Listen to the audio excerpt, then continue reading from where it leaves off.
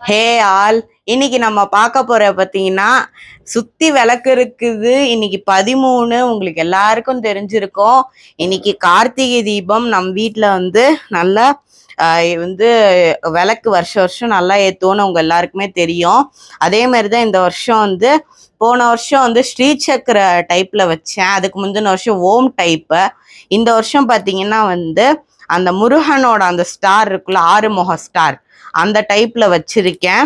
Next இங்க வந்து பெரிய ஜோடி குத்து விளக்கு, அடுத்து இங்க சின்னதா ஒரு கேரளா குத்து விளக்கு, ஒன்னு எரியுது, ஒன்னு வந்து ஃபுல்லா குளிர்ந்துருச்சு. அப்புறம் இங்க சாமி ரூம்ல இங்க வந்து முருகனுக்கு ஒரு விளக்கும், இங்க விநாயகருக்கு ஒரு விளக்கும் ஏத்தி, இங்க வந்து சாமி ரூம் கீழே இருக்கிற மிச்ச விளக்கு, சாமி ரூம்ல வந்து மாரியம்மனுக்கு 3 காமாட்சி விளக்கு, அப்புறம் வந்து தொங்குற விளக்கு, அப்புறம் வந்து வராகி டேபிள் நாங்க சொல்றல அங்க மண் விளக்கு, இங்க கீழேயும் மிச்சம் இருக்கிற கொஞ்சம் கொஞ்சம் விளக்கு.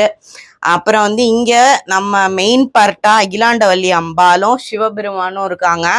அவங்களுக்கு இந்த தொங்குற விளக்கு, இந்த 2 விளக்கு ஏற்றிருக்கேன். இது மேல இதுதான் வந்து நம்ம வீட்டு மகாதீபம்.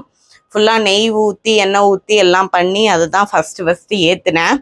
நெக்ஸ்ட் கீழே வந்து பார்த்தீங்கன்னா சிதம்பர நடராஜர் இருக்கார். அவங்க கோயிலில் ஏற்றுற மாதிரி நிறைய விளக்கு சின்ன சின்னதெல்லாம் இங்கே ஏற்றி வச்சிருக்கேன். பக்கத்தில் யாருன்னா கடம்பவன வாசினி, நந்தினியத்தை எனக்கு கொடுத்த கடம்பவன வாசினி வச்சு வந்து அந்த அம்பாளுக்கு வாசினிக்கு வந்து பாவை விளக்கு ஏற்றிருக்கேன். அதை விட்டா நிறைய ஆத்ம விளக்கு நிறைய இருக்கு. வாசல்ல எப்பயுமே வாசல்ல கொஞ்சம் தான் வைப்பேன்.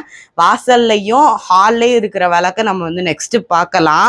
ஓகே, என் கார்த்திகை தீபம், நம்ம வீட்டு கார்த்திகை தீபம் எப்படி இருக்குன்னு எல்லாரும் வந்து ஃபீட்பேக் எனக்கு சொல்லுங்க.